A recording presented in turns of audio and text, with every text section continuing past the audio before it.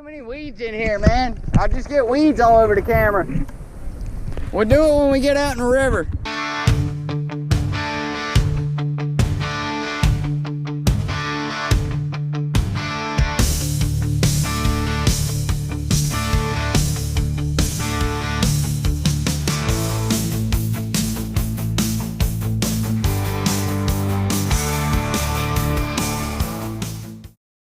Although it was still early when we pushed off from our peninsula, it was already hot.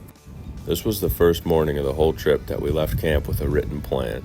It was to go to Rock Island, Illinois, where there was a marina where we would pull our canoes in for a day to rest.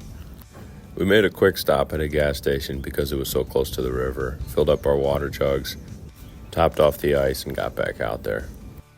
The two locking dams between us and Davenport were both shut, so we had to take this back channel area to the dike road where we could cross it.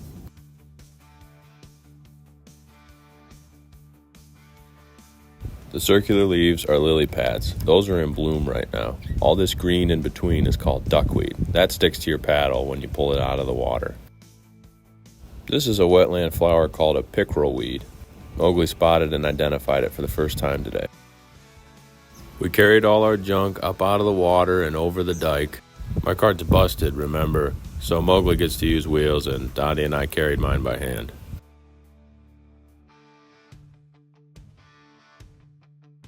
We loaded the canoes, ate lunch, and played Palace. Then we got back on the river.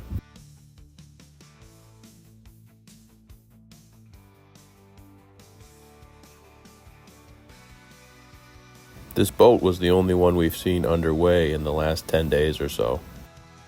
We had one more dam to portage around, this one on a designated trail, so it was more straightforward how we would do it. Once the canoes were loaded, Mowgli and Dottie both wanted pictures in front of this particularly girthy tree. That portage was our last obstacle, and we had open water ahead of us all the way to Davenport, Iowa. It's a new bridge now than when he went over it, but this road, Route 6, is the road on which Jack Kerouac saw for the first time the Mississippi River and wrote about it in his book, On the Road.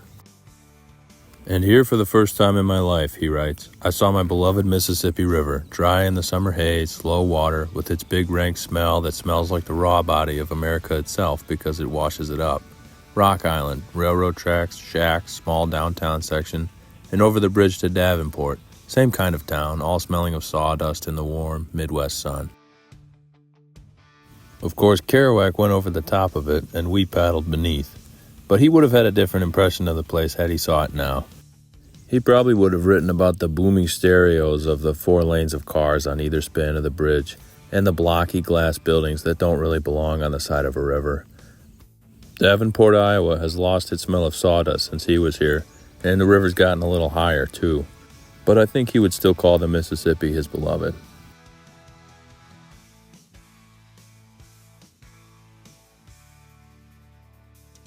Our maps reflect the river's status in normal times. Right now there's a flooding event, so I pointed my drone south and looked as far ahead as I could to see what we were getting ourselves into. Traveling at highway speeds, we would miss the subtlety of how slow the environment changes and how the changing land creeps up into a tall, built city until before you know it, we're right in the center of Davenport's main feature. The white bluffs and green ridges of the driftless area are behind us. I've been watching the walls of this river come down as the tall bluffs that were on either side of us as a corridor in the driftless region have degraded to rolling hills and finally flattened into farmland. The river has current, the fish are swimming, the insects are flying, the birds are migrating, the mammals are running, and the people in their cars are driving. Everything's moving out on this river, going, just like us. We're going south, but everyone's going every which way. All the animals, all the things in the air, all the things under the water. If you look closely, though, if you look at the land, you can see how the glaciers once moved. How they, too, just like us, just like everything in this river, were traveling. Except for these two knuckleheads. They're not going anywhere. They're naked but for their underwear and up to their nipples in water trying to catch a fish with no bait.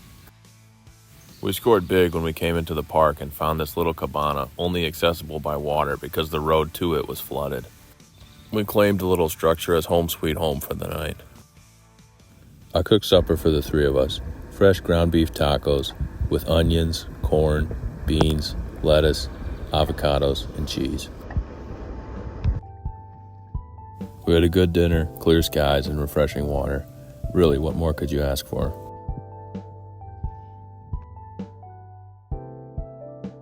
We live outside. There's no screens, no air conditioning, no way to control the humidity, nothing like that. So when the good weather comes, we sit in it like a spa. Tonight was one of those nights. A little bit of a breeze, too, to knock the bugs out of the air. It was perfect.